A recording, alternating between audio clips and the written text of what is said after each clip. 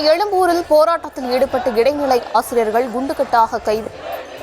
விவரங்களை செய்தியாளர் ராஜேஷ் விவரங்கள். வணக்கம். இடைநிலை ஆசிரியர்கள் போராட்டத்தில் ஈடுபட்டு வரக்கூடியவர்கள் தற்போது குண்டுக்கட்டாக தூக்கி கைது செய்யப்படுகிறார்கள்.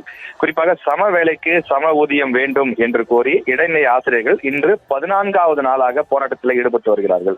இந்த இடைநிலை ஆசிரியர்கள் தமிழ்நாட்டில் இருக்கக்கூடிய அரசு பள்ளிகளில் 1 முதல் 5ஆம் வகுப்பு வரை பாடம் நடத்தக்கூடியவர்கள். இவர்கள் 2009ஆம் ஆண்டுக்கு பிறகு பணியிலே நியமிக்கப்பட்டவர்கள். அதே நேரத்தில் 2009 மே மாதத்திற்கு முன்பு பணியில் சேர்க்கப்பட்டவர்களுக்கு கூடுதலான சம்பளம் வழங்கப்படுகிறது. தற்போது போராட்டத்தில் ஈடுபடக்கூடியவர்களுக்கு குறைவான சம்பளம் வழங்கப்படுகிறது. இந்த ஊதிய முரண்பாடு 2 தரப்புக்கும் இடையே சுமார் 20 முதல் 25,000 ரூபாய் வரை இருக்கிறது என்று சொல்கிறார்கள். ஒவ்வொரு மாதமும் ஒரே மாதிரியான வேலையை ஒரே மாதிரியான வகுப்பறையில் பள்ளியில் நாங்கள் பாடம் நடத்துகிறோம். அவர்கள் கற்றிருக்கக்கூடிய அதே அளவு கல்வி தகுதி நாங்களும் வைத்திருக்கிறோம். ஆனால் அவர்களை விட எங்களுக்கு 20 முதல் 25,000 ரூபாய் அளவுக்கு குறைவான சம்பளம் கொடுக்கப்படுகிறது என்று சொல்லி அவர்கள் கடந்த 14 நாட்களாக போராட்டத்தில் ஈடுபட்டுக் கொண்டிருக்கிறார்கள். இன்று சற்று கூடுதலாகவே இடைநிலை ஆசிரியர்கள் வந்திருப்பதை நம்மால் பார்க்க முடிகிறது. காரணம், பள்ளிகள் திறக்கப்பட்டு விட்டது. பள்ளிகள் திறந்து 3 நாட்கள் ஆகியும் கூட இடைநிலை ஆசிரியர்கள் பள்ளிகளுக்கு செல்லாமல் பாடம் நடத்தாமல் அவர்கள் சென்னையில தங்கி போராட்டத்தில் ஈடுபட்டுக் கொண்டிருக்கிறார்கள்.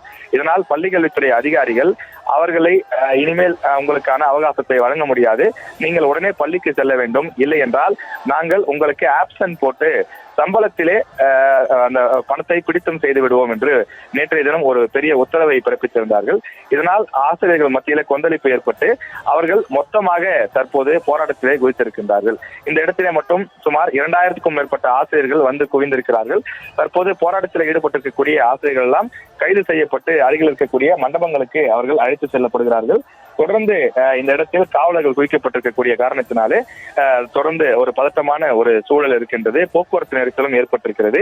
ஆனால் ஆசிரியர்கள் தரப்பில் சொல்லக்கூடிய விஷயம் என்னவென்றால், எங்களுக்கு உரிய தீர்வு கிடைக்கும் வரை நாங்கள் இந்த இடத்தை விட்டு கலைந்து செல்ல மாட்டோம், நாங்கள் வகுப்புகளுக்கு செல்ல மாட்டோம், பள்ளிகளுக்கு செல்ல மாட்டோம், எங்களுக்கு சமமான ஊதியம் கிடைக்கும் வரை எங்களது போராட்டம் தொடரும் என்று தெரிவித்திருக்கிறார்கள்.